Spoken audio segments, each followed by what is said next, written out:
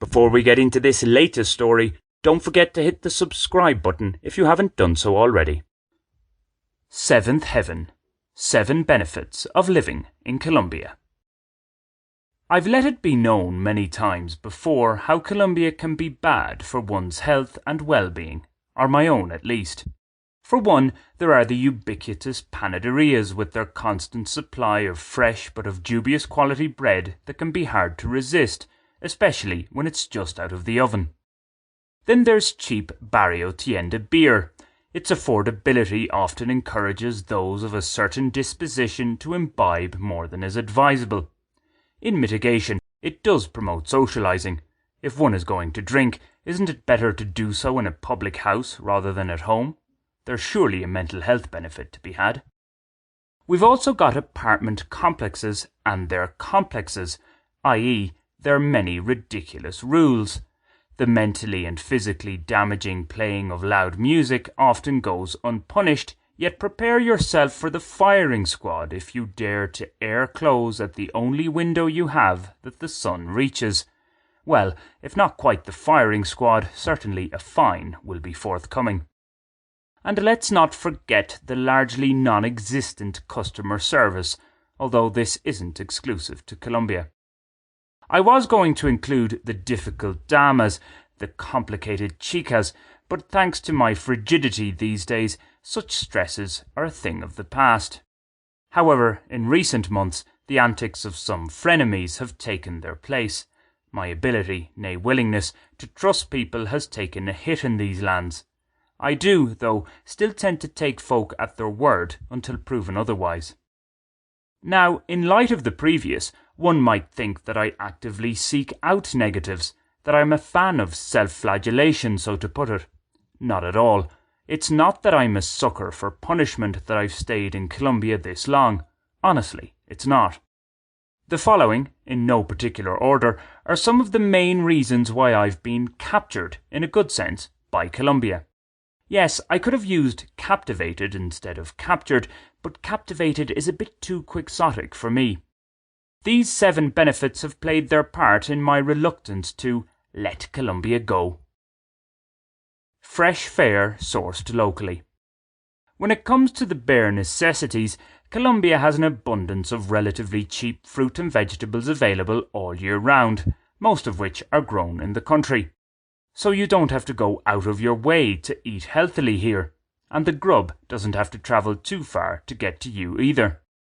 One significant snag, though, is that we can't be sure about the safety of any pesticides these natural goodies may be dosed in during cultivation. Unless we grow our own from scratch, impracticable for many, we just have to hope that the chemical balance is tipped in our favour health-wise. Independent living. Now, there's no point in having access to a range of fresh produce if you rarely have the time to cook. For the average working-class city-dwelling Colombian, this can be a challenge. However, some foreigners from higher-income nations who come to settle here are often engaged in work that comes with generous me-time, more so than they would most likely enjoy in their birth country anyway.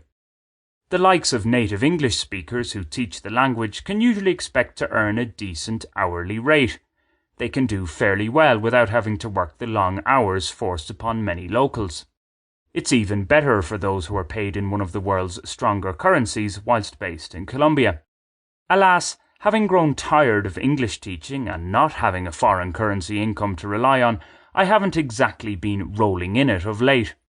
Nonetheless, with my rather minimalist lifestyle, it comes naturally, I have been able to maintain my independent living to a greater or lesser extent, replete with regular refreshing bouts of travel around Colombia. While the fallow periods can be worrying, I'm happier to ride them out than return to work as a wage slave. One is open to all serious offers all the same. Renta fácil. Those fallow periods just mentioned, of which there have been many of late, have been offset somewhat by, whisper it, a rather generous savings scheme. Banco Caja Social's Renta Fácil, literally easy income, has been at inflation-busting interest rates for some time, offering much better returns than the CDTs I wrote about in 2020. My cautious, doubting nature is waiting for the catch, but so far, so good, it seems.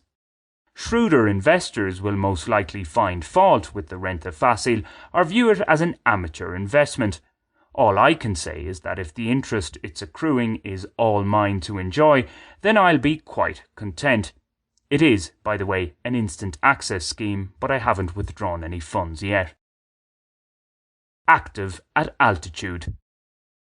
Whatever about the future of the returns on my renta facile, they're unlikely to take me to the high life, socially speaking. Colombia's topography, on the other hand, offers plenty of natural highs. And while it's far from certain that living at lofty altitudes is better for one's overall health than life around sea level, I at least think that the high-ish life has been good for me. And if I think it hard enough, I can make it the truth, can't I?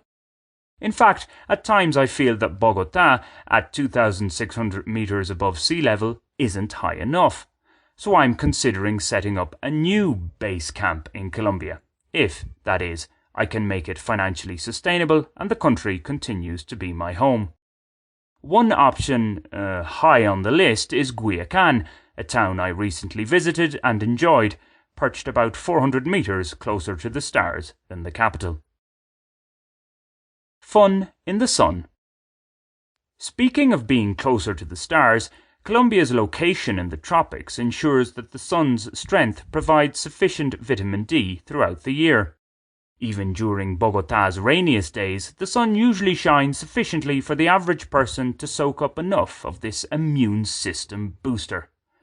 This can't be said of my native Ireland and other similar places. Goldilocks zone. Mentioning Ireland, for large parts of the year a heat source is usually needed to keep people warm inside. In Bogotá, only the very sensitive to cold might want home heating at night. Those aside, if one feels cold, an extra item of clothing and/or some physical movement should warm one up sufficiently. The same goes for most Andean locations at an altitude of roughly 1,500 to 3,000 meters above sea level. A Goldilocks temperature all year round. For places at the lower end of that range, finding ways to cool down is the main issue. Well above 3,000 meters, one can expect to prepare for occasional night frosts, and because many of Colombia's buildings are poorly insulated, it can often be colder inside than outside. Inside outsider. As for inside and outside, in my beloved working-class barrios and pueblos, I usually feel like an inside outsider. That is, with the local people who know me, I'm not just another random foreigner. I'm viewed more as a part of the community. Yet, I can still maintain my distance and play the foreigner card, not the gringo one, when needs be. Now, this is the least one might expect after almost 12 years based in a country. However, settled immigrants don't always become accepted, be they in Colombia, in certain places more so than others, or around the world. This can be due to an immigrant's own behaviour, the locals' attitude, or a mixture of both.